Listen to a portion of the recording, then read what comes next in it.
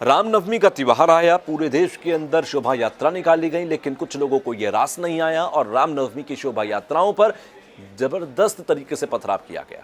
पश्चिम बंगाल में पथराव हुआ, गुजरात के बड़ोदरा में पथराव हुआ, संभाजी नगर में पथराव हुआ, लखनऊ में पथराव हुआ, दिल्ली में शोभा यात्रा को रोकने की कोशिश की गई। ये देश को भड़काने की, देश के अंदर धार्मिक सौहार्द को खराब करने की कोशिश कौन कर रहा था, साजिश कौन रचना था, हम और आप इस वीडियो में इसी पर बात करेंगे। नमस्कार, मेरा नाम तुषार कौशिक है। रामनवमी पर शोभा यात्राएं निकाली गई। सबसे पहले मैं आपका पश्चिम बंगाल से जिक्र करूंगा। पश्चिम बंगाल में हावड़ा के अंदर और संभाजी नगर के अंदर शोभा यात्रा निकाली जा रही थी और एक घर के ऊपर से पथराव कर दिया गया। पथराव के बाद जब वहां पर आक्रोश पैदा हुआ तो वहां पर गाड़ियों में आग लगा दी गई और स्थिति इस कदर विकट हो गई कि न सिर्फ रामनवमी के दिन बल्कि उसके अगले दिन भी यहां पर पथराव और आगजनी हुई। अब मैं आपको लेकर चलता हूं गुजरात के बड़ोदरा के अंदर शोभा यात्रा निकल रही थी और अचानक से उसे रोककर वहां पर हंगामा किया जाने लगा और वहां पर पथराव किया जाने लगा। अब मैं आपको लेकर चलता हूं लखनऊ में भी कुछ इस तरह की घटनाएं सामने आई। दिल्ली आ जाइए, दिल्ली में भी इसी तरीके की घटनाएं सामने आई। जलगांव चले जाइए, महाराष्ट्र में जलगांव के अंदर भी यही तस्वीरें सामने आई।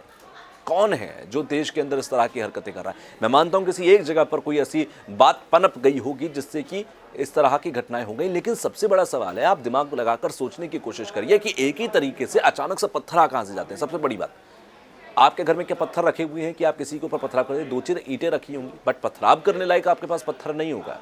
अचानक से किसी घर पर इतना पत्थर मौजूद कहां से हो जाता है? आग लगाने के लिए इतना केरोसिन कहां से आ जाता है? और सिर्फ एक जगह पर नहीं, देश के कई शहरों के अंदर ये इस तरीके की घटनाएं कैसे एक साथ हो जाती हैं? सवाल यहीं पर पनपता है और जवाब भी यहीं पर मिलता है कि ये सब प्लानिंग के साथ होता है। ये कोई स्पॉन्टेनियस घटना नहीं है, ये प्लान्ड घटना है जो की जाती है और शोभा यात्राओं को टारगेट किया जाता है। पश्चिम बंगाल के अंदर ममता बनर्जी ने बयान दिया कि आप अगर शोभा यात्रा निकालें तो निकालें, लेकिन अगर मुसलमानों को जरा सी भी दिक्कत होती है तो फिर यहाँ पर उसके जिम्मेदार हम नहीं होंगे, दंगे भड़क जाएंगे, मुसलमानों को कुछ होना नहीं चाहिए, हम देख लेंगे। ममता बनर्जी का ये बयान कितना सही है, क्योंकि वो मुख्यमंत्री हैं हिंदुओं की भी, मुसलमानों की भी। इधर रमजान का पाक महीना चल रहा है, उधर रामनवमी का त्यौहार था, नवरात्र का त्यौहार था। दोनों त्यौहार बड़ी ही शांति के साथ चल रहे थे, लेकिन अचानक से जब इस तरीके के सियासतदान जाग उठते हैं, का जिन जाग उठता है, तो फिर इस तरीके की तस्वीर सामने आती है जो देश में हमने देखी। सियासत इसकी सबसे बड़ी वजह है।